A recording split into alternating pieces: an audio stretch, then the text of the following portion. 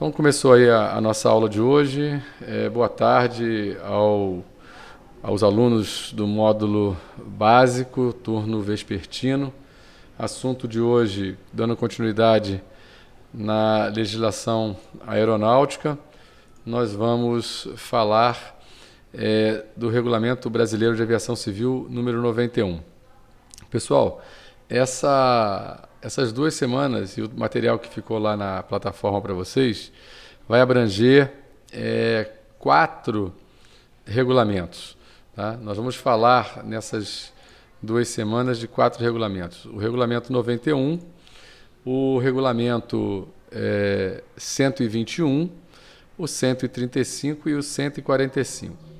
Então, para contextualizar esse nosso início, é muito importante que vocês revisitem as aulas que a gente já teve, onde falou de RAB, onde falou de empresas de transporte aéreo. Não pode ter dúvida mais sobre TPP, TPR, TPX, tá certo?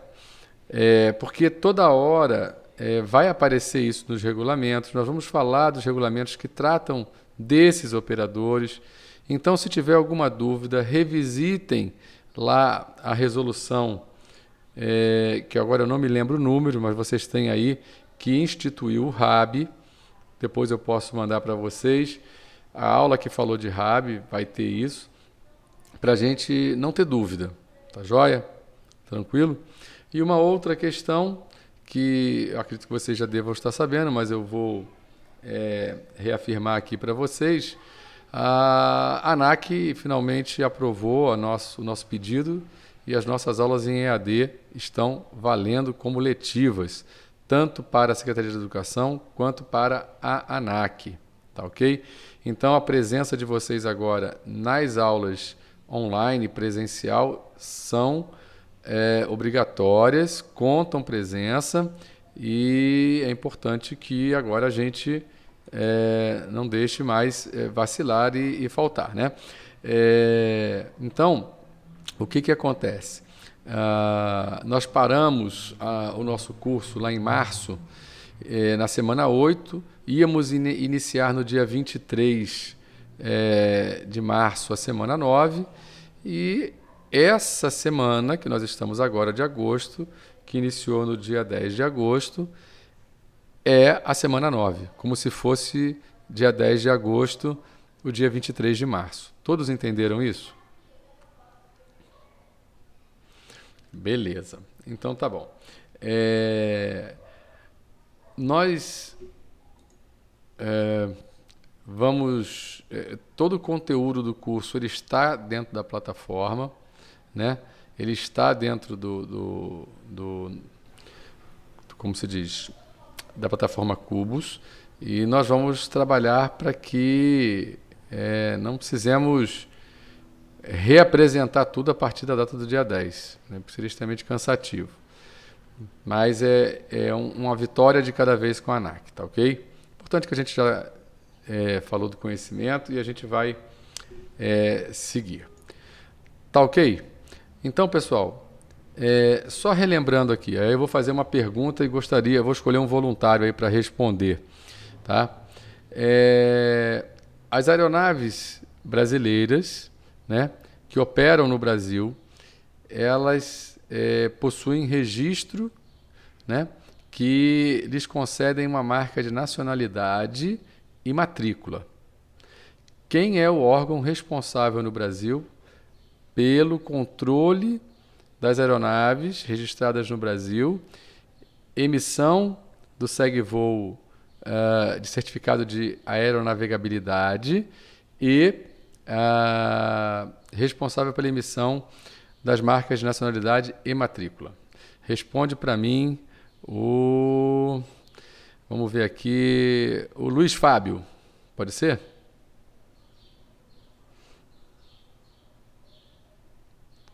O Luiz Fábio está na escuta?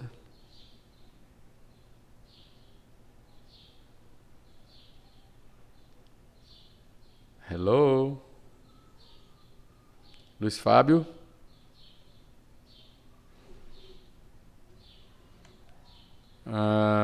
Luiz Felipe Castro?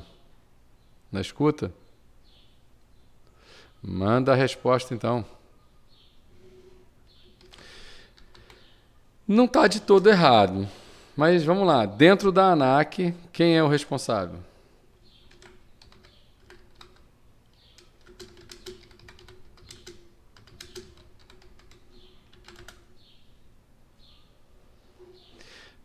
Gabriel Garner. Na escuta? Kainan. Exatamente, é o Registro Aeronáutico Brasileiro. Está previsto lá no CBAR, né, que o registro brasileiro tem que ser único, centralizado, responsável pela emissão das marcas de nacionalidade e matrícula.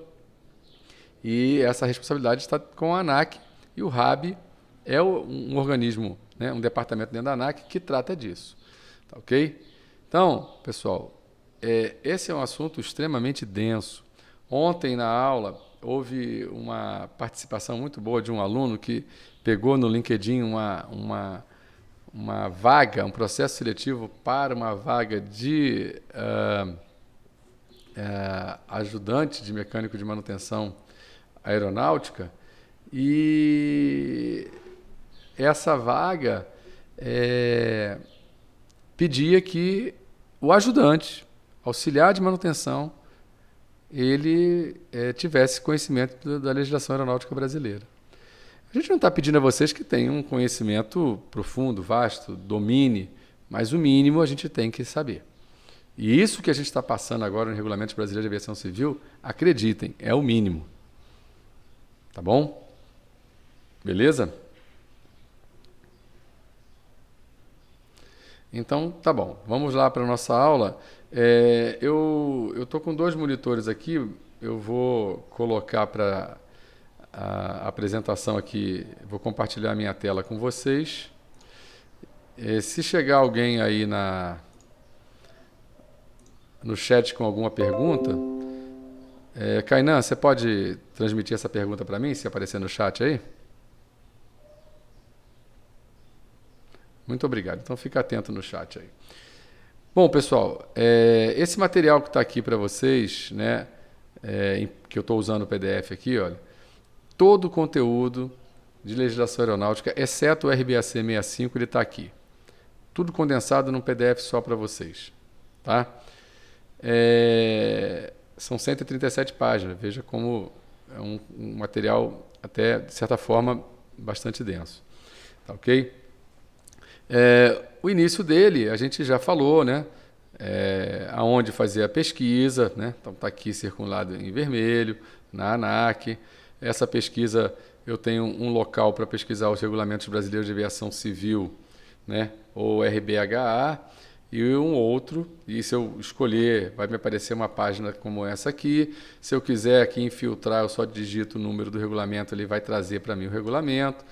A mesma coisa para as instruções suplementares e as IS, a página bem idêntica. Aqui eu digito o número do regulamento e o número da instrução, e o filtro vai trazer para mim essa instrução. Tá certo? Bem, falamos da resolução número 30, que criou os regulamentos brasileiros de aviação civil, né? Falamos do documentos relativos ao DAC, né? E ao que é a ANAC, após a criação da ANAC, tá ok? Relembrar aquela timeline que a gente construiu quando ainda em aula presencial, né? Desde a criação da Autoridade Civil Brasileira, lá no governo de Vargas, até hoje, o que é a ANAC, né? Vocês têm esse material. E os regulamentos brasileiros de aviação civil. O número 1, o número 39, que fala de diretriz de aeronavegabilidade, 43, que fala de manutenção, 65, que fala das nossas habilitações e licenças, né? E os 4 regulamentos que nós vamos tratar nessas 2 semanas. O 91, que traz as regras gerais para a operação de aeronaves civis. O RBAC 121, tá certo? que vai falar do transporte aéreo público com aviões com configuração máxima certificada de assentos para passageiros de mais de 19 assentos ou capacidade máxima de carga paga acima de 3.400 quilos. E o 135, operações de transporte aéreo público com aviões com configuração máxima certificada de assentos para passageiros de até. Então percebam essa diferença aqui, ó, o 121 é de mais de 19 assentos e o 135 até 19 assentos, com capacidade máxima de carga paga até 3.400 quilos, ou também de helicópteros. E vamos falar das organizações de manutenção de produto aeronáutico. Esses 4 regulamentos, eles vão certificar pessoas e empresas que serão potenciais empregadores de vocês. E aí se reveste de maior importância conhecerem esses regulamentos, tá ok? Porque eles vão empregar vocês, são os patrões de vocês, vocês vão trabalhar para eles, né? O 121, o RBAC 121 é o TPR. Lembram quando a gente falou isso lá, quando falamos do RAB, da resolução que criou o RAB? O TPR, Transporte Aéreo Público, completa aí, regular. E o 135 é o TPX, Transporte Aéreo Público Não Regular, o táxi aéreo. Recentemente, o 121 e o 135, sofreram uma mudança e mudou. Uma dessas alterações foi mudar o nome. O nome agora é esse aqui, que, sinceramente, eu achei pouco elucidador do ponto de vista de caracterizar o operador, né? Mas foi o que a ANAC fez. Passou por audiência pública e esse é o nome. E o 145 trata das organizações de manutenção de produtos aeronáuticos, as oficinas de manutenção, tá bom? Os 3 primeiros, 91, 121 e 135, nós vamos nos ater principalmente ou basicamente às subpartes de manutenção desses regulamentos. Ou seja, o regulamento está dividido por subparte, né? E uma das subpartes, por exemplo, do 91, a subparte E, vai falar de manutenção. Então, o que tem que entender? Eu, como mecânico de manutenção aeronáutica, responsável por executar e aprovar uma aeronave para retorno ao serviço, de acordo com o RBAC 91, operando de acordo com o RBAC 91, eu preciso conhecer a subparte de manutenção do 91. A mesma coisa para o 121, a mesma coisa para o 135. E no 145, que fala das organizações de manutenção, nós vamos focar nos requisitos de pessoal. Quais são os requisitos aeronáuticos colocados pela Autoridade Aeronáutica Brasileira para uma pessoa que está com vínculo com uma organização de produto aeronáutico e, em nome dessa organização, executando e aprovando para retorno ao serviço. Está claro o caminho que vamos traçar? Dúvidas? Alguém já quer perguntar alguma coisa?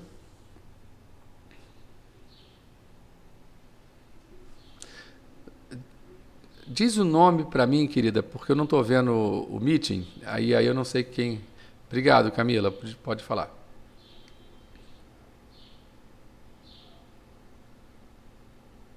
Nós vamos aprender o que é CVA agora, né? Inclusive, deixa eu abrir aqui um outro link já, para a gente ir para a ANAC. Bom, então a gente já entra, para responder a sua pergunta, a gente já vai entrar no RBAC 91, ok? Bom, nada, mas eu vou te explicar já. O RBAC 91, a gente vai ver, ele é bem novinho, né? Tanto que nas nossas aulas iniciais, se vocês bem lembrarem, a gente falava ainda que era o único regulamento que a gente ia estudar que ainda estava sob a forma de RBHA, né? E durante esse período aí da nossa parada aí para a pandemia, ele foi editado pela ANAC, né? O RBHA 91, ele tinha um requisito que obrigava o operador a declarar a cada 12 meses calendáricos ou 100 horas de voo, o que acontecesse primeiro, declarasse uma IAM, tá ok? A IAM significa Inspeção Anual de Manutenção. Isso era um requisito do RBHA 91. Com a entrada em vigor do RBAC 91, deixou-se de existir a IAM e passou a existir o CVA, que é o Certificado de Aeronavegabilidade. Quer ver? O nome não é bem esse. É tão novo que eu ainda não gravei. Mas o CVA substitui a IAM, tá ok? Para o RBAC 91, CVA está para o que era IAM no RBHA 91. Inclusive, isso vai estar em um requisito específico do RBAC 91, que é o 91 483, se eu não me engano, e a ANAC tem uma IS exclusiva para esse requisito, tá ok? Vamos colocar aqui, ó, na busca 91, está aqui, o último é 403.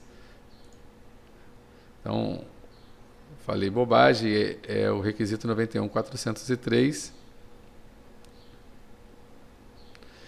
E tem a IS para estabelecer a emissão do Certificado de Verificação de Aeronavegabilidade. O CVA substitui o que era a IAM no RBHA 91. Tá ok, Camila? Tá bom? Nada. Tranquilo? Muito bem. Então tá aqui a IS, né? Vamos deixá-la aqui que talvez a gente vá precisar. Eu já vou aproveitar que eu sei que eu vou precisar. Vamos abrir também aqui o RBAC 91 também e o RBAC 43. Vocês vão começar a ver que esses regulamentos se entrelaçam. Eles vão, hora ou outra, chamar um outro regulamento para justificar o requisito que está sendo colocado num determinado momento. Tá, ok?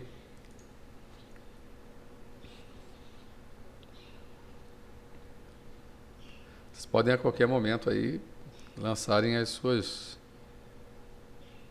perguntas. Então vamos aqui no 91. Tá vendo? Ó, o 91, ele está na emenda 1. Está na emenda 1. Né? Ele foi editado em março de 2020 e já emendado pela Resolução 554 em maio de 2020. Tá, ok? Como eu falei para vocês, o regulamento está dividido em subpartes. A primeira parte, subparte geral. Tá bom? A subparte D vai falar de regras de voo, muito ligada à operação. Isso não vai ter nem pouca relação com a nossa atividade de manutenção. Subparte C, requisitos de equipamentos e instrumentos. Aqui vão existir pontos que a gente vai vir aqui nessa subparte, estudando a subparte E. A gente vai vir aqui para entender uma coisa chamada lista mínima, né? Que é a MEL, Minimum Equipment List, ok? A subparte D, operações de voo, também ligada à operação, isso não vai ter muito com a gente. A subparte E, que nós vamos ver em detalhe, tá ok? A subparte F, operação de grandes aviões e multimotores. Subparte G, né? E a subparte H, e assim vai, tá ok? Para a gente, o restante é muito ligado à operação. Nós vamos nos ater aqui à subparte E desse regulamento. Tá joia? Um outro regulamento que eu estudando no 91 a gente vai ter que revisitar é o 43. Né? A gente vai ter que estabelecer e entender os links que tem do 91 com o 43. Bom, eu vou pedir licença a vocês para poder baixar rapidamente aqui os slides, porque o resto a gente já viu, é o 39, né? Isso a gente já passou por esses assuntos.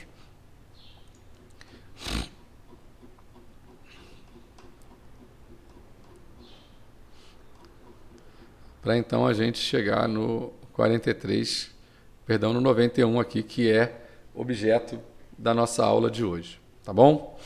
Então vamos lá, pessoal. Aplicabilidade do regulamento, ou seja, para quem esse regulamento é aplicável, tá? Então a letra A vai dizer que ele é aplicável, né, e estabelece requisito para a operação de qualquer aeronave civil dentro do território brasileiro. Então aí a gente já falou disso na sala de aula, né? E a gente já está cansado de saber que os regulamentos brasileiros de aviação civil não abarcam e não impõem requisitos para a operação militar das Forças Armadas. Tá, ok? Incluindo as águas territoriais, bem como aeronaves civis brasileiras no exterior, exceto balões cativos, aeronaves enquadradas no RBAC 103 e aeronaves não tripuladas. E também é aplicável a cada pessoa física ou jurídica envolvida com a operação aérea conduzida segundo este regulamento, incluindo a manutenção preventiva e alteração de aeronaves. Também se aplica, né, a qualquer pessoa a bordo de uma aeronave operada segundo este regulamento, né, salvo se de alguma outra forma tiver especificado. Se aplica às empresas aéreas brasileiras, empresas estrangeiras operando no Brasil e operadores aéreos privados que devem cumprir com o previsto também neste regulamento. Essa nota aqui esclarece algo que a gente também já estudou quando iniciamos os nossos assuntos em RAC, que o controle do espaço aéreo do Brasil fica a critério do DSEA, no braço, dentro do SAC, né, aquilo que é de responsabilidade do Comaer, do Comando da Aeronáutica. Ok? Tranquilo? Bom, aí responsabilidade e autoridade do piloto em comando. Tá ok, pessoal? O que acontece? O piloto em comando de uma aeronave, né, ele tem a autoridade final e a responsabilidade pela operação e pela segurança do voo. Ou seja, se em algum momento, mesmo que a aeronave esteja liberada pela manutenção, o piloto decidir que aquela aeronave não tem condição segura para o voo, a palavra dele é soberana. Depois, pode-se até se discutir tecnicamente e ele até ser convencido de que não havia aquela condição insegura. Mas se ele quiser, ele interrompe a operação, não vai decolar, porque ele tem autoridade final. Ok? A letra B diz que em uma emergência requerendo ação imediata, o piloto em comando pode desviar-se de qualquer requisito deste regulamento na extensão de requerida para fazer face à emergência. Então, por exemplo, pessoal, uma aeronave, uma aeronave 91, muito embora a gente não tenha, talvez vocês não tenham essa informação, mas intuitivamente, vocês acham que o regulamento ia permitir que uma aeronave 91, que opera segundo a 91, possa ficar pousando em qualquer lugar? Vai pousar num campo de futebol, vai pousar num estacionamento, vai pousar numa rodovia? Ele pode fazer isso em condição normal? Não. Mas numa emergência, se o piloto entender que aquela é a melhor condição e a única para ele mitigar qualquer dano maior, né? Ele pode, nesse momento, desviar do requisito e não ser a ele imputada nenhuma responsabilidade. Ok?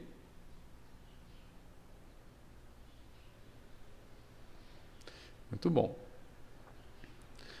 Cada piloto em comando que se desviar de um requisito conforme o parágrafo 1º da seção deve registrar essa ocorrência no diário de bordo. O diário de bordo, ele conta a história da aeronave, da operação da aeronave. Assim como as cadernetas de célula, motor e hélice contam a história da aeronave em relação à manutenção. Diário de bordo, uma responsabilidade de preenchimento do piloto. Tá ok? O relatório que vai tratar o parágrafo C, o que agora está na letra B aí, deve ser encaminhado à ANAC no prazo máximo de 20 dias úteis a contar da ocorrência, salvo se requerido ou autorizado pela ANAC prazo diferenciado. Tá? Provavelmente, eu nem coloquei aqui, né? Vamos lá ver no regulamento, porque... Qual é o número aqui? 91.3. O piloto em comando, aeronave emergência, cada piloto deve se desviar do requisito de atenção, deve registrar o diário de bordo. Ah, tá. Tá aqui o que está errado é a letra, tá? Eu, quando botei aqui, ó, A, B, aqui é C e aqui é D. Tá bom, pessoal? Ok? Muito bem. Então, estamos aqui no regulamento, não vai ter erro. O relatório que trata o parágrafo C da seção deve ser encaminhado. Que relatório é esse? É o registro no diário de bordo. Tá ok? Tranquilo? Muito bom. Vamos lá. Uso de substância psicoativa, se vocês bem lembrarem, a gente falou disso no 65. Né? Isso está tratado no Brasil no RBAC 120. E, em suma, não vou gastar muito tempo aqui, o RBAC 120 diz que é vedado, né, a atividade de risco à segurança operacional quando uma pessoa estiver usando, né, ou sob o efeito de uma substância psicoativa. Então, você não pode usar uma substância psicoativa durante uma atividade de risco à segurança operacional e também não pode estar sob o efeito, ou seja, 3 horas da manhã, 4 horas da manhã, eu bebi demais, tomei uma garrafa de uísque e 7 horas da manhã fui trabalhar. É lógico que eu estou ainda sob o efeito da substância psicoativa álcool. Né? E o regulamento não permite que eu, estando sob o efeito da substância psicoativa, exerça atividade de risco e segurança operacional. Ok? Bom, então esses são alguns requisitos da parte geral e agora a gente vai para a subparte de manutenção. Com relação ao que a gente falou até agora, pessoal, alguma pergunta?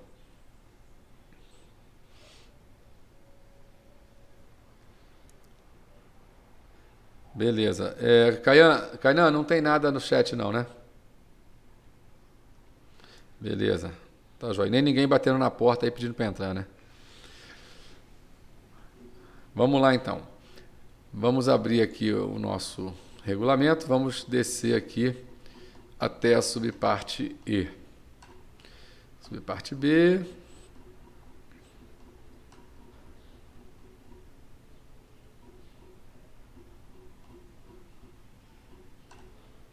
Subparte C.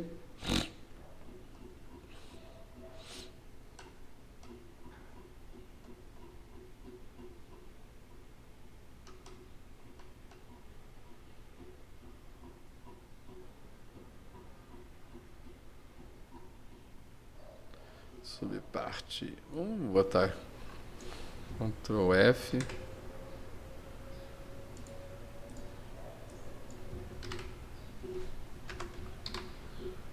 Pronto, mais fácil, né? Então tá aí, pessoal. Subparte E do RBAC 91. Então, essa subparte, né? Os requisitos que vão estar na subparte E são de grande interesse para a nossa atividade. Tá joia? E vocês vão ver que existe, né, vários links com o que a gente já estudou. Tá bom? Principalmente com relação ao 43. Então, a letra A diz que essa subparte vem estabelecer os requisitos para manutenção preventiva, alterações de aeronaves civis registradas no Brasil e operando dentro ou fora do território brasileiro. Tá ok? Bom, quem é tanto para o 91, quanto para o 121, quanto para o 135, haverá uma pessoa que responderá primariamente pela operação. E o 91.403 vem dizer isso para a gente. Primeira coisa que a gente tem que saber, quem é o responsável primário pela manutenção da aeronave em condições aeronavegáveis? O operador, ou na falta dele, o proprietário, é o responsável pela conservação da aeronave em condições aeronavegáveis, incluindo o previsto no RBAC 39. Ele aqui coloca essa explicação, incluindo o cumprimento do 39, para ratificar a obrigatoriedade do cumprimento do previsto no RBAC 39. E o RBAC 39 trata de quê, Camila? Que são prescrições emitidas pela autoridade aeronáutica de cumprimento obrigatório. Então, isso vem logo de início para poder obrigar que o proprietário ou operador cumpra o previsto no 39.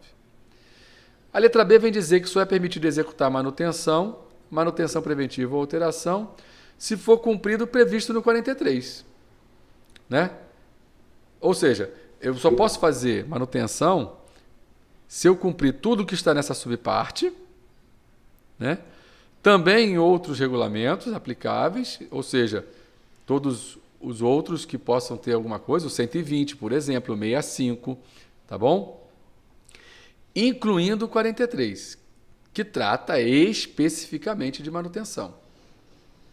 Então percebe que o 91 já chamou para a gente o 39 explicitamente, já chamou o 43 explicitamente, e quando ele diz em outras regulamentações aplicáveis, implicitamente ele chamou todos aqueles que vão ter alguma relação. Se para eu executar manutenção tenho que ser um mecânico, e ser responsável por ela tem que ser um mecânico, ele já chamou o 65 também.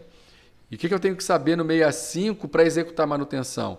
A gente viu lá no 65 que não basta que eu esteja com a minha licença válida para executar manutenção. Né? Se eu consultar lá, está válido até março de 2021.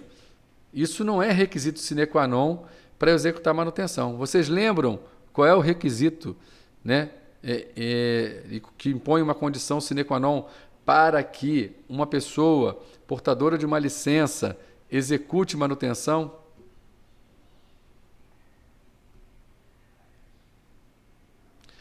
Muito bem, quem falou? Parabéns, Guilherme.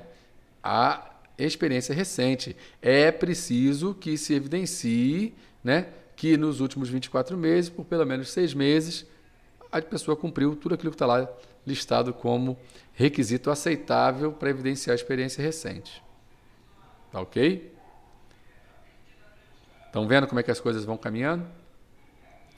A letra C. Somente é permitido operar uma aeronave que possua um manual de manutenção do fabricante e instruções para aeronavegabilidade continuada, contendo uma seção de limitações de aeronavegabilidade, se os tempos para a substituição dos componentes, os intervalos de inspeções, procedimentos específicos contidos naquela seção forem cumpridos.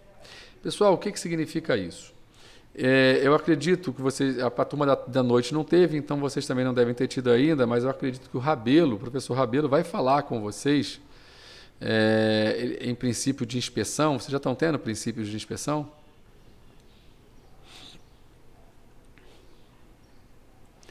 Então, é possível que o Rabelo fale com vocês sobre programa de manutenção de aeronaves.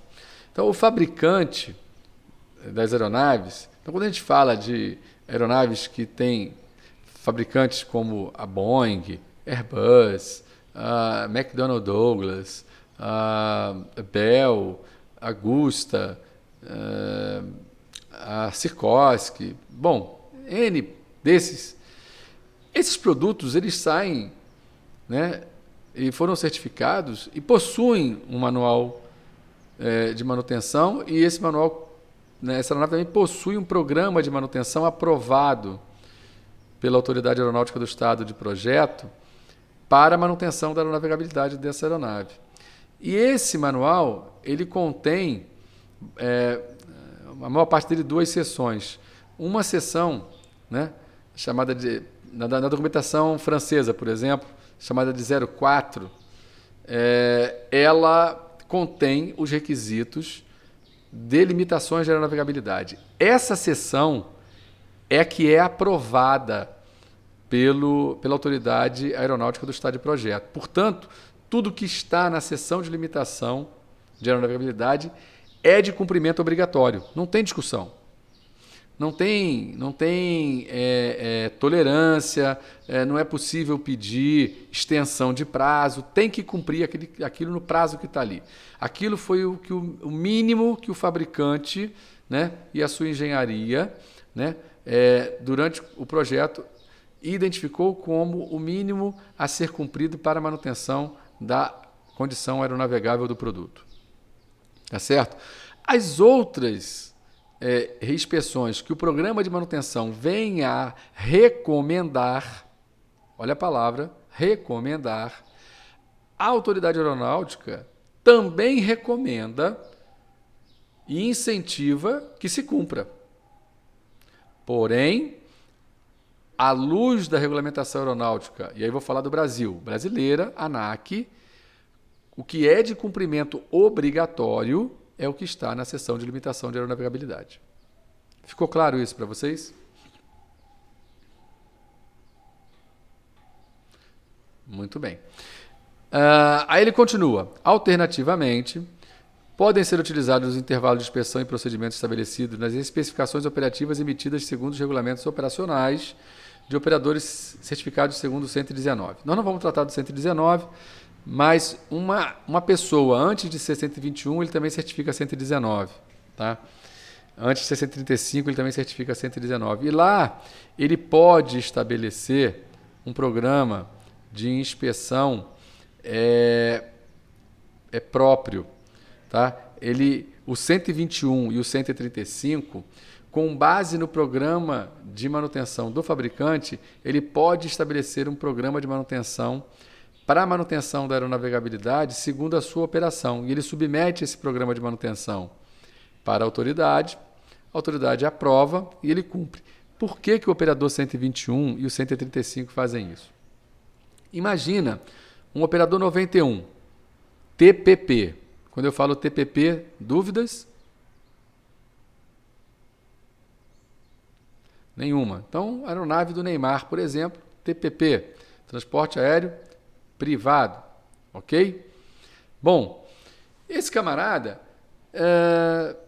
chegar um momento, ele cumpre o trabalho, o custo de se ter uma engenharia, para se debruçar sobre o programa de manutenção do fabricante e construir um programa de manutenção de aeronavegabilidade continuada para ser aprovado pela autoridade, é muito grande.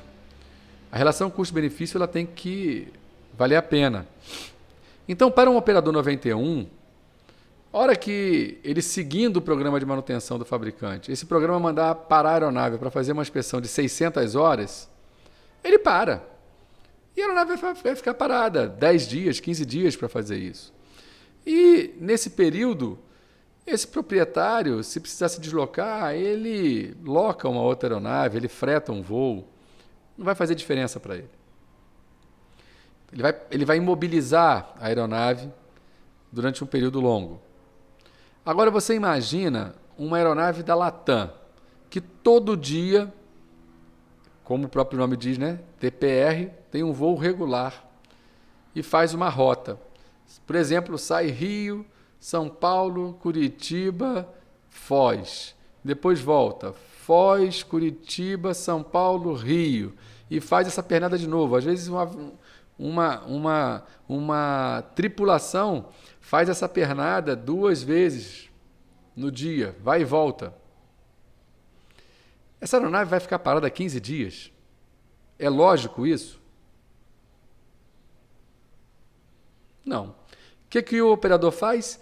Ele pega o programa de manutenção do fabricante, todas as inspeções, 100, 200, 500, 600, 1.200, e fatia isso em bife, em pequenas inspeções, e todo dia ele cumpre uma parte do programa de manutenção. Então a aeronave está sempre fazendo manutenção.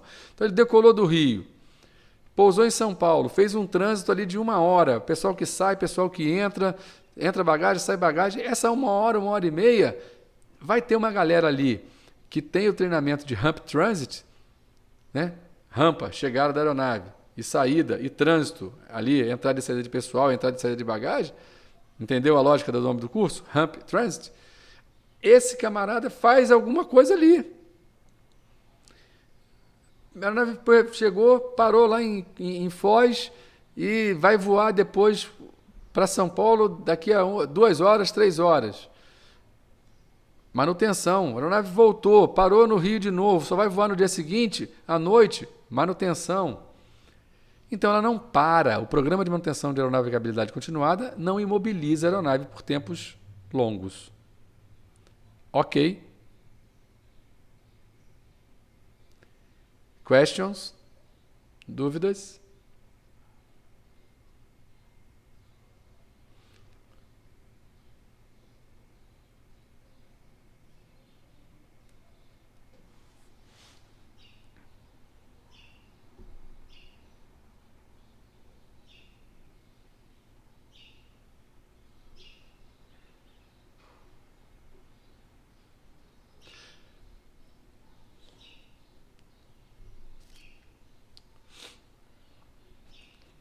Exatamente. O que acontece? A gente tem 2 tipos, basicamente, de manutenção para essas aeronaves maiores. É o Ramp Transit e o Lining and Basing Training. O que é isso? O Ramp Transit é para essas manutenções rápidas. Fast food. Eu aproveito esse tempo. Todo tempo é precioso, porque a aeronave conta o seu programa de manutenção por tempo, horas e ciclos. Então, se eu ficar parado também, calendário também conta. Então, eu tenho que aproveitar ao máximo. E então essas manutenções, e essas empresas também possuem uma seção chamada de CTM, Controle Técnico de Manutenção. Essa galera organiza a manutenção, né? E já tem um schedule, né? Um calendário para cumprimento do programa de manutenção, e eles sabem quais são os cartões que podem ser cumpridos para aquela aeronave dentro do trânsito e dentro do momento em que a aeronave pernoita dentro de um hangar, e aí aplica-se o treinamento, aplica-se a manutenção de line and base, de linha e base, ok? Que aí é uma manutenção maior, onde você tem mais tempo. Eventualmente, momento só, eventualmente, se numa inspeção de Ramp Transit, a equipe detectar uma pane,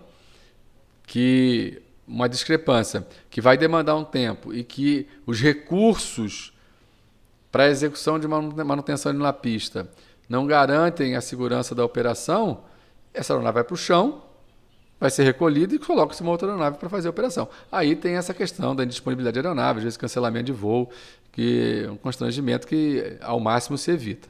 Pois não, quem ia perguntar?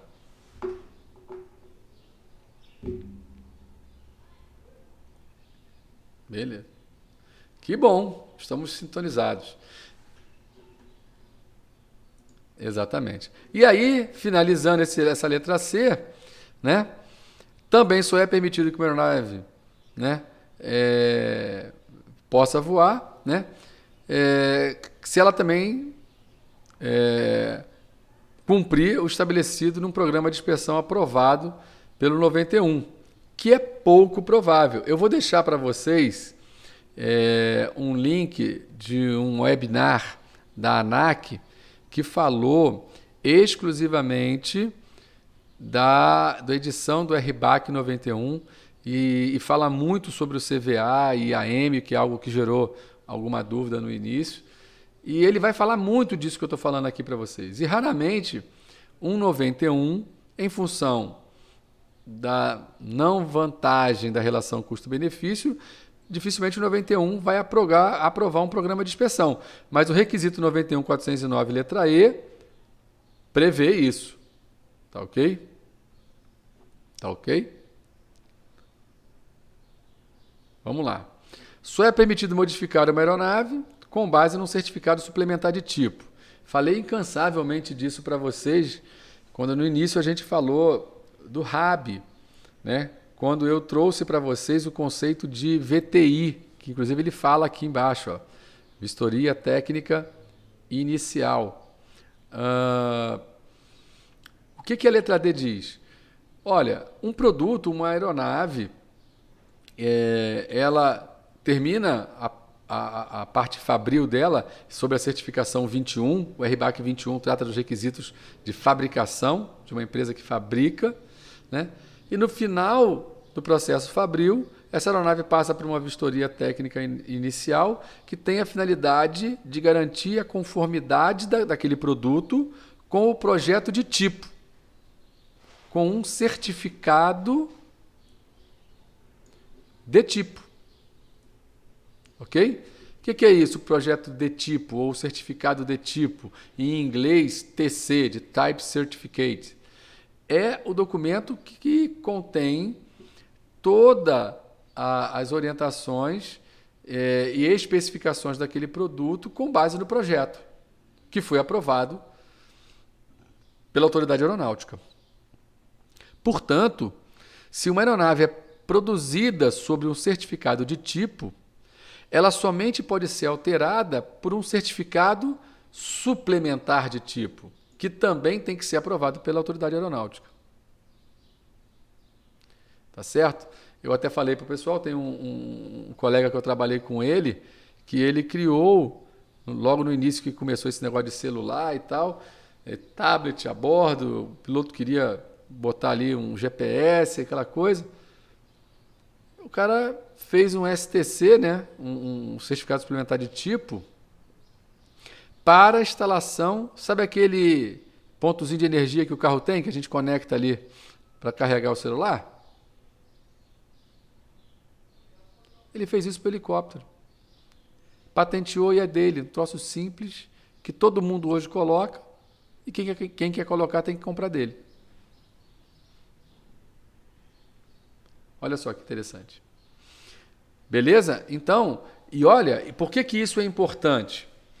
Porque quando você, né, tiver que, trabalhando para um operador 91, declarar, né, apresentar um CVA, um Certificado de Verificação de Aeronavegabilidade, esse CVA ele vai garantir que a aeronave está em conformidade, passado aquele período que eu tenho que cumprir, né? A letra F vai dizer esse período agora para a gente, no caso do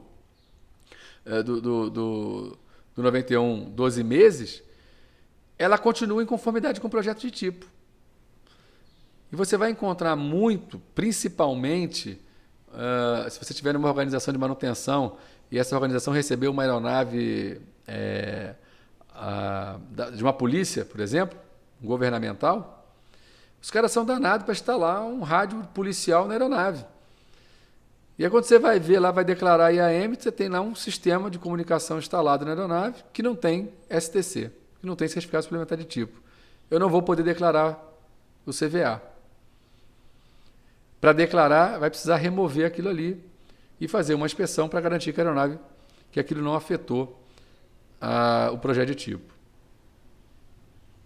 Tá certo? Beleza? Então, por isso é importante saber que só é permitido modificar uma aeronave através de um STC, porque ela nasceu com um TC. Ok? Perguntas?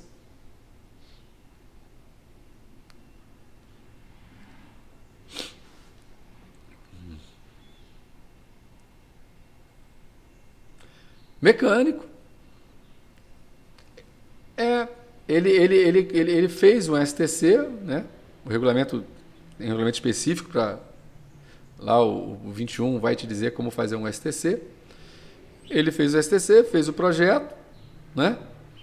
E o STC dele é aplicável às aeronaves Airbus XYZ e a ANAC aprovou. Entendeu? Tem todo um projeto de cálculo de carga, porque em que barra você vai pendurar aquele negócio, né? Porque você não pode sair ligando um consumidor num sistema elétrico sem saber se aquele lugar que você está pendurando vai aguentar, né? Quantas vezes, às vezes em casa, né?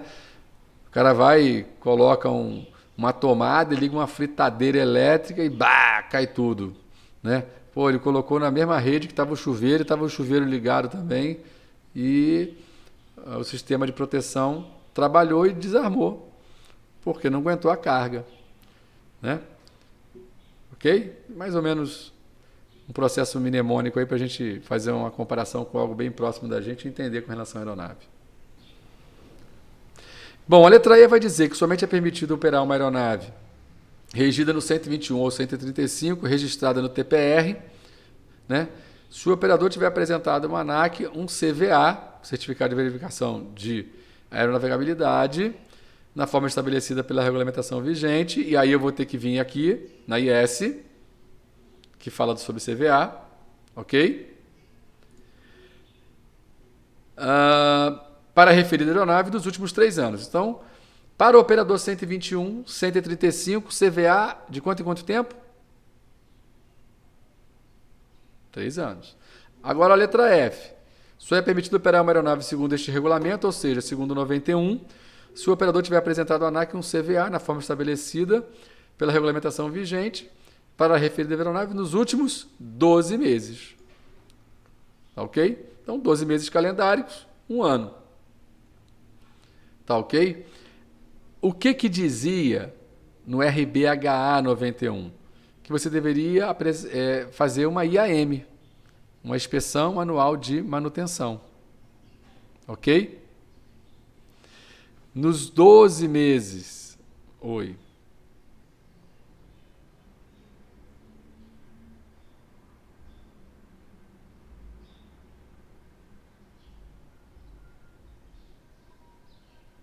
Tem. Quem perguntou? Camila? Camila, é o seguinte. Uma organização 121, né? Aí você aqui no Brasil sempre se remete a quem? Azul, Gol, Latam. São organizações que esses regulamentos obrigam que exista uma estrutura organizacional muito grande, com diretor de manutenção, com um safety para cumprir o previsto no anexo 19, no SMS, com controle técnico de manutenção, com gestão da qualidade nos 2 níveis, no nível de Quality Assurance, que é para definir as regras de funcionamento da organização e o controle da qualidade, né? Então, tem uma certificação. Lembra que eu desenhei aquele guarda-chuva na sala de aula? Essa certificação garante uma segurança operacional maior. Por isso, um requisito mais ou menos restritivo. Para o 91, você imagina, eu, dono da aeronave, tá certo? Que comprei uma aeronave, contratei um piloto e um mecânico. É preciso que haja um requisito mais restritivo para uma garantia de aeronavegabilidade. E a prova disso, pessoal, é só vocês entrarem no CENIPA, né, no site do CENIPA, e navegar sobre o painel CIPAER, que fala daqueles dos acidentes e incidentes aeronáuticos nos últimos 10 anos, que vocês vão ver que não figura entre esses acidentes, em números significativos, em acidentes e incidentes, aeronaves operadas pelo 121 e pelo 135. Esses acidentes estão muito no 91, na aviação menor, na aviação que a ANAC até não consegue ter braço muito para poder fiscalizar. Então, por não ter essa proteção, os requisitos são mais restritivos. Tá ok? E aí ele vai dizer que o parágrafo F não se aplica às aeronaves regidas pelo 121 e 135, lógico, porque isso ele tratou na letra E, tá certo? E vai dizer também que uma vistoria técnica inicial ou uma VTE substitui o CVA. Dificilmente vai fazer uma VTI, depois que ela já fez a inicial quando foi produzida, né? A não ser que ela sofra uma grande alteração, né? E faça uma nova VTI, né? Mas mesmo assim, provavelmente ele vai fazer uma VTE. Mas um exemplo de uma VTE, resolvi vender a minha aeronave.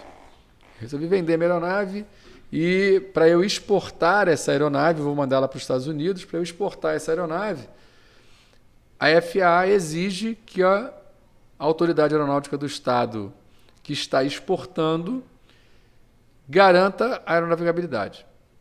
E essa garantia vai ser dada através de uma VTE. Porque quem faz a VTE ou é um elemento credenciado pela ANAC ou a própria ANAC. E aí eu fiz a VTE para exportar a aeronave, né? E eu tinha feito o meu último CVA, vamos imaginar que já falece há um ano atrás, né? Eu tivesse feito meu CVA em outubro de 2019.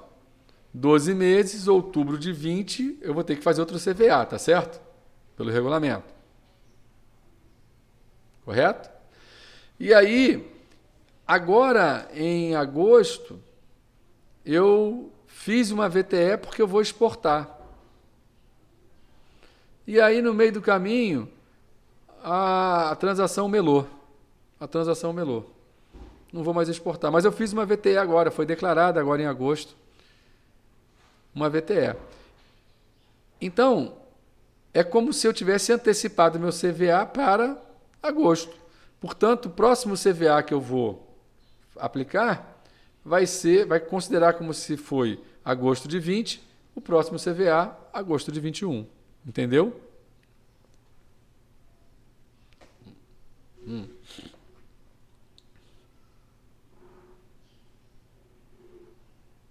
Não. Após uma grande alteração, uma grande modificação, você emite um segue-voo 001, lembra? E esse é o documento que vai garantir a aeronavegabilidade. Pode ser, por exemplo, que uma aeronave, e nem assim, porque eu já trabalhei numa dessas. Por exemplo, a Polícia de São Paulo, o primeiro esquilo da Polícia de São Paulo foi um Bzinho, uma aeronave bem antiga da Elibraz, tá? E aí, em 2018, eles resolveram converter todos os Bzinhos em B2, modernizar a aeronave. E essa modernização foi feita através de um STC,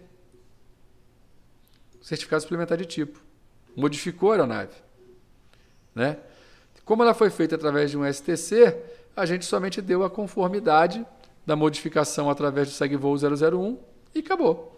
Lá no segue-voo 001 você chama o STC e uma pessoa devidamente autorizada, essa pessoa física ou jurídica, lembra lá do 43.7, quem pode aprovar para retorno ao serviço, aprova para retorno ao serviço assinando o segue-voo 001. Tá bom? Existem condições especiais, por isso é chamado de especial, você faz uma vistoria novamente na aeronave. Por exemplo, uma VTE, entendeu? Por exemplo, para exportação. Bom, tranquilo? 91.405, manutenção requerida, né? Cada proprietário ou operador, e ele chama esse cara agora aqui, porque a gente já viu lá no 403, que ele é o responsável primário pela manutenção da aeronavegabilidade. Então, esse camarada, né, proprietário ou operador da aeronave, deve ter essa aeronave inspecionada segundo a subparte, a subparte E, e entre as inspeções obrigatórias, reparar discrepâncias que eventualmente apareçam, conforme previsto no 43, exceto como previsto no parágrafo C dessa seção. Já vamos ver aqui. Bom, primeira coisa que a gente tem que linkar. Quais são essas inspeções obrigatórias? São aquelas constantes da seção de limitação de aeronavegabilidade do programa de manutenção do fabricante. Então, quando eu parei a minha aeronave para cumprir uma inspeção dessa, prevista na seção de limitação de aeronavegabilidade do programa de manutenção, e essa aeronave já chegou com uma discrepância que tinha sido ocorrida desde a última até essa, ou seja, entre duas inspeções, eu obrigatoriamente tenho que reparar essa discrepância. Isso para evitar que o operador fique mantendo a aeronave com uma discrepância sem reparo ad eterno. Ok? Beleza? E por que ele chama o 43? Porque o 43 como um todo fala de manutenção. 43.3 vai dizer quem executa, 43.5 vai falar do que é aprovação para retorno ao serviço, 43.7 diz quem pode aprovar para retorno ao serviço, então por isso eu tenho que seguir o 43. Tá certo? E é exatamente o que ele vai falar no parágrafo B, que esse proprietário deve assegurar que o pessoal de manutenção tenha feito as anotações apropriadas nos registros de manutenção. E aí você tem que lembrar que o 43 tem dois requisitos específicos para registro, 43.9 e 43.11. Ok? Vamos revisitar isso.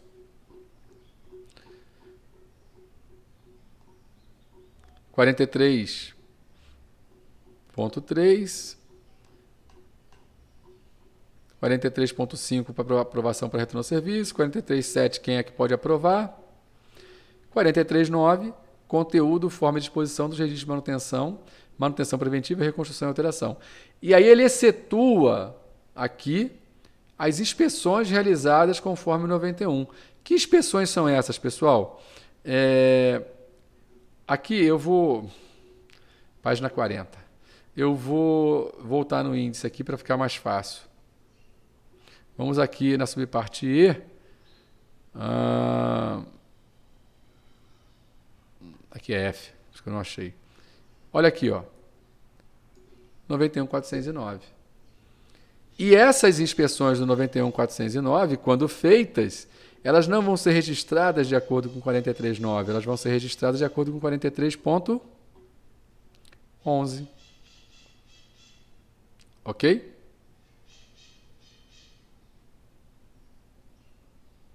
E nós vamos voltar aqui, quando falar do 135, para falar desses requisitos aqui, que traz uma semelhança com o motivo pelo qual a gente também registra separado para o 91.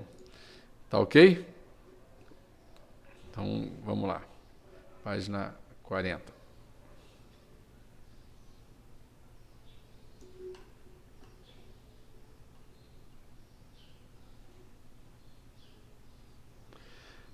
Não, mas ele já jogou aqui, ó. Ele já jogou aqui, ó. Aqui, ó. Olha aqui, ó. A gente já vai falar aqui no 407, ó. Tiver sido aprovada para retorno ao serviço e as anotações feitas de acordo com 49.11, 43.9 e 43.11. Ele já joga. É que a gente está aqui no de cima ainda. A manutenção requerida. Então, tem que fazer registro, né? E tem que ter sido o quê? Aprovada para retorno ao serviço de acordo com 43. Vai lá no 43.5 e 43.7. Tomar providências para que qualquer instrumento ou item ou equipamento inoperante previsto no 91.213D2 permita estar inoperante. Então, nós vamos agora nesse requisito. 91.213. Opa. Fala de equipamentos e instrumentos. Então, tá aí. Então, o que acontece, pessoal? Normalmente, e isso é muito comum para o 121 e para o 135, o operador aprovar junto à autoridade aeronáutica do país onde está operando uma lista de equipamentos mínimos, chamada de MEL, ou em inglês Minimum Equipment List. O que é isso? O fabricante escreve a MMEL, Master Minimum Equipment List. O fabricante vai dizer, olha, vou dar um exemplo, tá bem grosseiro. Uma aeronave é bipilotada e tem o lado lá do piloto e do copiloto. E eu tenho dois airspeed, do piloto e do copiloto. E ele vai dizer, na Master MEL, que ele pode voar com um airspeed, desde que seja do piloto. Ok? Aí eu, operador, vou aprovar uma lista de equipamentos mínimos para a minha aeronave e vou trazer isso para a minha aeronave, porque me interessa. E eu coloco lá que eu posso operar com um airspeed, desde que seja o do piloto. E aí imagina a seguinte situação. A aeronave está na pista ali para sair, teu chefe ou a sua chefe, né, vai passar um final de semana com o namorado ou com a namorada em Angra, chega os dois todos frufru lá no aeroporto e você descobre, o piloto te informa que o airspeed do 1P está em pane. Como é que você vai fazer? Você vai azedar o final de semana do chefe ou da chefa? Não. Se a aeronave possui uma lista de equipamentos mínimos e ela está a bordo, como está aqui, você pode liberar a aeronave na MEL. O que você vai fazer? A pane que o piloto te reportou é onde? No 1P. Então eu não posso liberar a aeronave, certo? O que eu vou ter que fazer então? Para poder fazer a aeronave voar, liberar ela para voo.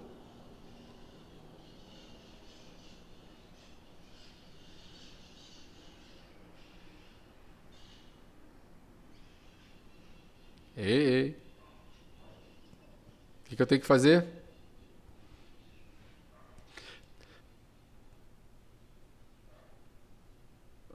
Isso, eu transfiro a pane. Eu pego do 2P, coloco no 1P, passo do 1P para o 2P, faço os testes ali, acabou. E a aeronave vai poder voar. Tá ok? Legal? Oi. Olha só. O fabricante escreve e aprova junto à autoridade aeronáutica a Master MEL. Tá ok? Então, a sigla fica Double M. M MEL. E o operador submete para a autoridade aeronáutica do estado onde ele está operando uma MEL, que ele vai escrever para a operação dele de acordo com os requisitos da MMEL do fabricante da aeronave dele. Se o fabricante disse que, olha, o mínimo para a segurança operacional dessa aeronave é que ela opere com 1 airspeed, desde que esse 1 seja o do piloto. E ele pegou esse requisito da MMEL e colocou na MEL dele, dizendo que ele pode voar com um airspeed, ok? Desde que esse airspeed seja o do piloto. E se eventualmente naquele momento a pane está no airspeed do piloto, o do copiloto está bom, o mecânico vai desinstalar o do copiloto e vai trocar. Transfere a pane para o copiloto e libera a aeronave na MEL. E esse termo é um termo que vocês vão ver muito, principalmente nas aeronaves 121, nas inspeções de trânsito, onde libera-se direto na MEL, para você não botar a aeronave no chão. Entendeu? Tá ok? Então, ó, por que a gente veio aqui? Deixa eu vir aqui para o nosso slide da aula, para eu alternar com o regulamento que fica mais fácil. Isso tudo aqui a gente já falou. A gente está falando da manutenção requerida, né? Estamos exatamente aqui, né? Falando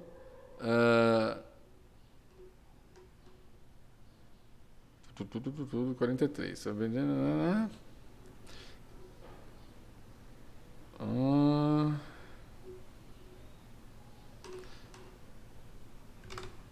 Vamos aqui. Bom, aí ele chamou lá o D2, certo? Ele chamou o 91.203, letra D2. Deixa eu ver se eu coloquei ele aqui. Aqui, ó. Deve tomar providência para qualquer instrumento ou item, equipamento inoperante, que o parágrafo 91.213 D2 permita estar inoperante, seja substituído e removido ou inspecionado na próxima inspeção requerida, que vai entrar em consonância com aquele requisito de cima que diz que entre as inspeções obrigatórias ele tem que sanar as panes que ocorreram ali dentro dessa janela, ok? Aí, então, o que diz o 91.213 D2? Então, ó, 91.213, letra A, letra B, letra C, letra D. Cadê o D?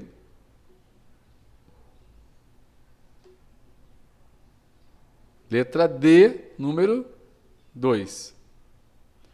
Então, o que diz o D2? Os instrumentos ou equipamentos inoperantes não forem parte de instrumentos ou equipamentos requeridos no voo VFR diurno, pelos requisitos de aeronavegabilidade, para os quais a aeronave está certificada, indicados como requeridos na lista de equipamentos da aeronave ou na lista de equipamentos para cada tipo de operação. Ou seja, se aquele equipamento que está em pane, inoperante, está na lista como requerido, ele não pode. E aí a aeronave está no chão. Tá certo? Beleza? E aí, vários outros requisitos, vou citar aqui, requeridos como operativos por uma diretriz de aeronavegabilidade. Então, se ele está inoperante, a DA diz que tem que estar operante, a DA é de cumprimento obrigatório, ele tem que cumprir. Tá ok? Beleza? Muito bem. Vamos lá. Esse cara, quando listando discrepâncias, incluindo instrumentos e equipamentos inoperantes, deve assegurar que uma placa foi instalada. O que é isso aqui? Esse termo é horroroso. Então, digamos que a gente trocou a pane lá, né? Pegou o airspeed do 2P, colocou no 1P e o ruim do 1P colocou no 2P. O que eu vou ter que fazer? Lá no airspeed do 2P, colocar uma placa informando que ele está inoperante. Para que o piloto, se estiver sentado ali, saiba que aquele equipamento não está funcionando. Ele não seja surpreendido durante o voo.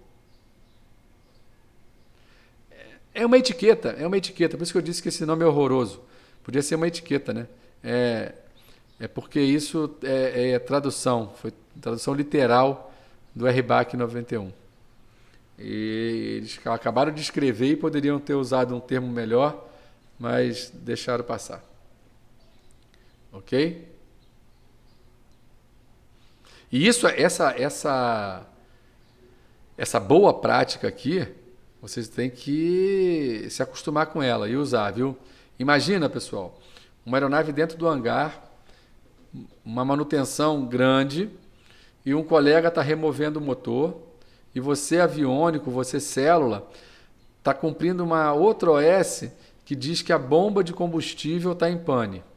Aí o colega do motor, que está com a OS do motor, já desconectou todas as conexões do motor ali, elétricas, hidráulicas, elétricas de lubrificação, combustível, para suspender o motor, e você entra na cabine e aperta o push button da booster pump. O que vai acontecer com o colega que está lá vendo o motor?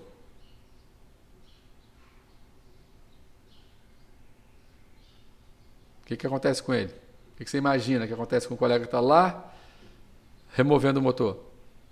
Com toda a tubulação desconectada. Eu apertei a bomba de combustível. Ele vai tomar um banho de combustível. É como você pegar uma mangueira e abrir, uma mangueira de jardim, abrir a água e você está segurando a mangueira apontando para alguém. Além do risco da saúde, né? O risco de incêndio. Pois não.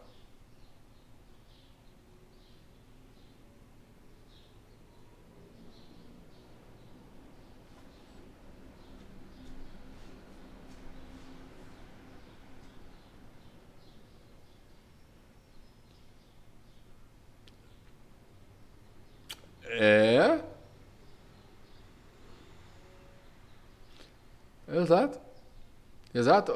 Fato, cara. Vários aconteceram já. Tem vídeos na internet. Um camarada que foi sugado pelo fã do motor, porque ele estava ali fazendo uma inspeção e tal, e o cara lá na cabine partiu o motor. E aí? Motor a pleno. Cidadão já era. Uma folha de papel. Né? Então tem que ter muito cuidado, tá bom? Beleza? Valeu, William. Obrigado pela participação aí. Bom, vamos lá. Estamos chegando às 5 horas aí. Tá tranquila? Poxa, tá rapidinho, às 5 horas e a gente está aqui na aula. Tá bom? Tá tranquilo, pessoal? Joia, que espetáculo. Vamos lá. Operação após manutenção, manutenção preventiva e reconstrução. Então, uma aeronave dessa que passou por uma dessas atividades aqui, só vai ser permitido operar, né, se tiver sido aprovada para retorno ao serviço. É lógico. Já falei isso com vocês quando falamos do 43. Qual é o conceito? A aeronave foi fabricada, passou pela VTI, recebeu o certificado de aeronavegabilidade, significa que ela está aeronavegável, ela está pronta para o serviço e, portanto, está em serviço. A partir do momento que, para cumprir qualquer inspeção, seja ela contida lá na seção de manutenção ou de limitação de aeronavegabilidade, ou por uma pane, ela sai de serviço. E se ela sai de serviço, ela precisa ser aprovada de novo. Porque inicialmente ela foi aprovada para retorno ao serviço através de uma VTI. Lembra disso? A partir daí, toda vez que ela sai de serviço, ela precisa ser aprovada para retorno ao serviço na forma da regulamentação. E o que é isso? Se eu fiz um grande reparo, como é que eu retorno ao serviço um produto após um grande reparo? Numa OS?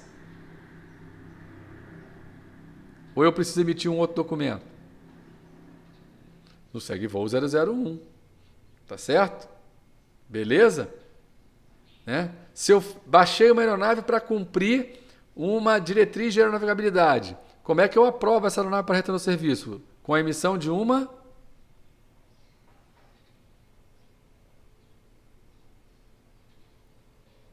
Toda DA deve... Qual o registro primário de uma diretriz de aeronavegabilidade? Uma FCDA, que vai estar registrada na OS, porque sempre vai se abrir uma OS, vai registrar no livro da célula do motor ou da hélice, dependendo de onde foi aplicada a DA, mas eu preciso da diretriz da FCDA. Então, além de eu ter que aprovar para retorno ao serviço, porque se ela saiu de serviço precisa ser aprovada para retorno ao serviço, de acordo com o 43.7, que lista as pessoas que podem aprovar para retorno ao serviço, também preciso cumprir os requisitos do 43.9 e do 43.11 para registros de manutenção e registro de inspeção. Ok? Perfeito? Tranquilo? Bom, vamos lá. Essa operação também após a manutenção, né? Então, ó, o anterior aqui, operação após manutenção, 407, letra A, agora letra B. Aprovei para retorno ao serviço, mas olha só, eu só posso transportar qualquer pessoa, exceto os tripulantes, pilotos e mecânicos que participaram da manutenção, né? Se a aeronave tiver sido voada por um piloto habilitado para ter feito uma verificação operacional para ver se o trabalho está tranquilo e isso está anotado no diário de bordo. Ok? Beleza? Bom, e a letra C, se as inspeções e testes no solo concluírem que a manutenção não alterou substancialmente as características do voo e nem afetaram apreciavelmente a operação da aeronave, eu não preciso cumprir o parágrafo B. Então, por exemplo, você trocou uma luz de posição, vai precisar fazer um voo de teste? Não. Você trocou um arranque gerador, fez os testes que o manual pede ali em solo, deu que está ok, eu vou precisar fazer um voo? Não. Então, você vai me perguntar, professor, mas qual que eu faço? Não sei. É experiência. Você lendo o manual, você vai saber. O manual vai te dizer o que você tem que fazer. Tá ok?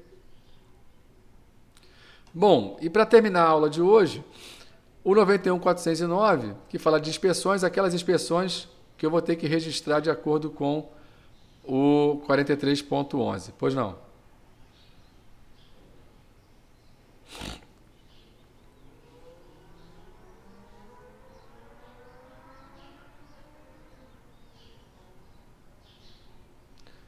Não, tá aqui, ó.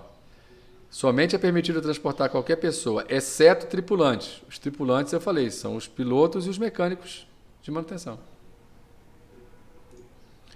E o piloto voa e o piloto vai registrar no diário de bordo que a aeronave está aeronavegável, que os parâmetros, que aquilo que foi feito não...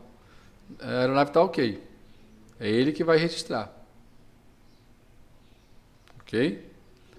Bom, e o 409 vai dizer, uma inspeção realizada segundo o parágrafo B dessa seção não pode substituir qualquer inspeção ou vistoria requerida pelo parágrafo A, que é esse que a gente está lendo, salvo se a inspeção for realizada por uma pessoa autorizada a realizar uma inspeção anual e tiver registrada como uma inspeção anual. Pessoal, o que é isso e não pode ter confusão?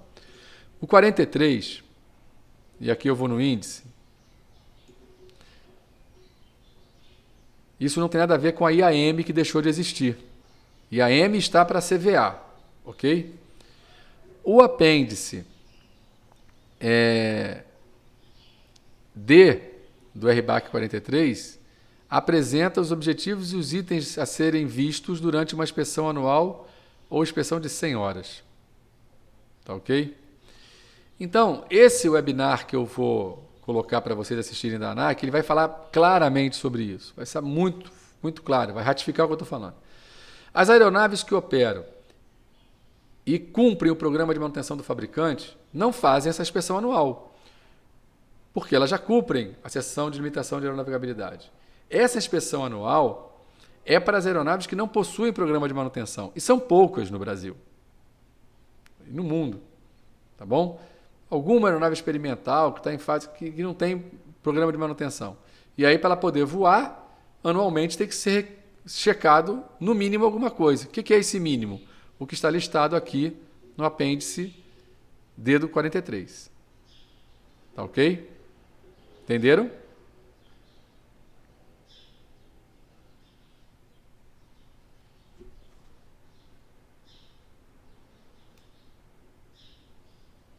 Não. Aeronave que possui programa de manutenção aprovado e cumpre o programa de manutenção pelo fabricante. Aeronave que possui programa de manutenção aprovado e cumpre o programa de manutenção do fabricante, cumprindo todas as inspeções previstas na seção de limitação de aeronavegabilidade, ela não precisa fazer a inspeção anual. Quem faz a inspeção anual prevista no 409? O operador que usa uma aeronave que não tem programa de manutenção aprovado. Então, ele anualmente ele tem que, no mínimo, fazer essa inspeção anual para garantir a condição aeronavegável da aeronave. Tá certo? Muito bem.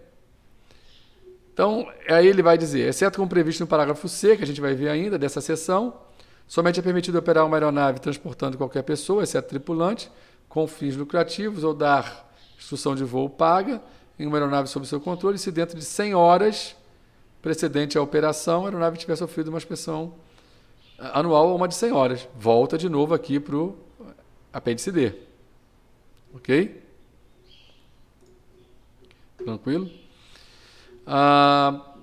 E tiver sido aprovada de acordo com o 43 e tiver passado por uma vistoria para emissão do certificado de aeronavegabilidade de acordo com o 21, que é a VTI. A limitação de 100 horas do tempo de serviço pode ser cedida por não mais de 10 horas. Então, ele pode, o regulamento já deu 10 horas de lazer para ele. Só que, ele vai dizer aqui, no entanto, isso para necessidade de deslocar a aeronave, essas 10 horas em rota, em voo, não é para ficar passeando. Né? Então, eu estou aqui, estou com 95 horas de voo. Daqui a 5 horas eu vou estourar as minhas 100 horas. E eu levo 10 horas para poder chegar na organização de manutenção. Então, eu já vou chegar lá com 105, certo? Então, essas 10 horas é em rota, caso seja necessário deslocar a aeronave até um local para ser realizada a inspeção. No entanto, o tempo em excesso será incluído na contagem das próximas 100 horas. Ou seja, se eu usei 5 horas das 10 possíveis e a cada 100 horas eu tenho que fazer, significa que a próxima inspeção eu não vou fazer com 100, eu vou fazer com 95. Já consumi 5 horas das próximas 100. Ok? Aí, eu vou pegar aqui rapidinho mais com vocês, ó, porque a gente não precisa ir muito longe. De novo no 43, ó, o 411 vai falar de teste e inspeção no sistema de altimetria e módulo Charlie. Ele joga você para onde? Aqui, ó, apêndice, eco do 43. E aí, em quanto tempo eu vou ter que cumprir isso? Isso vai estar escrito no 91. Dentro de 24 meses precedentes, cada sistema de pressão estática, cada altímetro, cada equipamento automático de informação, tenha sido testado e inspecionado de acordo com o apêndice eco do 43. Então, aquilo que está lá no 43, o 91 define que ele tem que fazer a cada 24 meses. Tá certo? E o transponder, né? O sistema de transponder aqui vai ser testado de acordo com, também dentro de 24 meses, de acordo com o apêndice F. E aí o apêndice F está aqui embaixo. Vocês vão muito fazer esses testes e liberar a aeronave 91, cumprindo isso a cada 24 meses. Beleza? E aí como é que você vai lançar na ordem de serviço? Realizado o teste de altímetro conforme apêndice eco do 43, a aeronave está aprovada para retorno ao serviço. Ou se for o transponder, apêndice F, a aeronave aprovada para retorno ao serviço. Você vai ter que dizer isso. E como você está usando o regulamento para aprovar para retorno ao serviço, e o 43.13 diz que você tem que usar o manual ou as instruções para manutenção da navegabilidade. Na última revisão, quando você estiver liberando uma aeronave que fez teste de altímetro ou de transponder, você tem que citar o regulamento e citar a emenda para ratificar que você usou a última revisão desse manual, desse regulamento. Ok? Beleza, pessoal? Tranquilo? Os registros de manutenção, ele vai mandar você fazer em conformidade com o 43.9 e 43.11 do 43, tá certo? Isso tudo vai ter que ser feito, tá? E registrado nos livros de motor e célula OS ou hélice, né? E o conteúdo e forma que ele está colocando aqui é a mesma coisa que está lá no 43.9. Tá ok? Beleza? Tranquilão? Olha, chamando aí, ó, 43.11, a gente já está falando ainda de registro. Depois vocês vão ler isso com calma. E o 19, que fala transferência de registro. Vendi a aeronave, eu tenho que transferir todos os registros para o novo proprietário. Tá ok? Muito bem. Pesagem da aeronave, peso e balanceamento. O pessoal já deu 5 e 10, a gente fala isso na próxima aula. Ok? Alguém quer perguntar alguma coisa?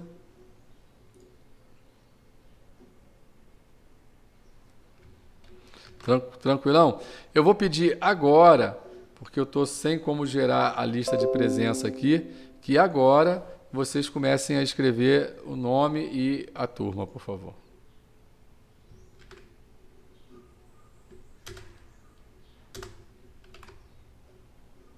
Oi. Pois não, Gabriela? Tá bom, por favor. Beleza, beleza.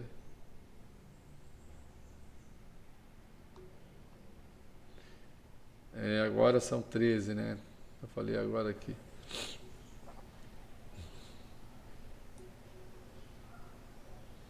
Todo mundo já colocou aqui, né? Muito bem. Então estou copiando aqui.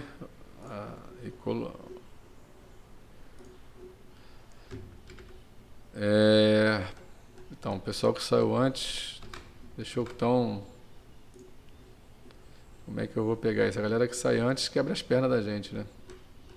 Deixa eu copiar desde cima aqui, depois eu vou ter que ficar tirando as duplicidades.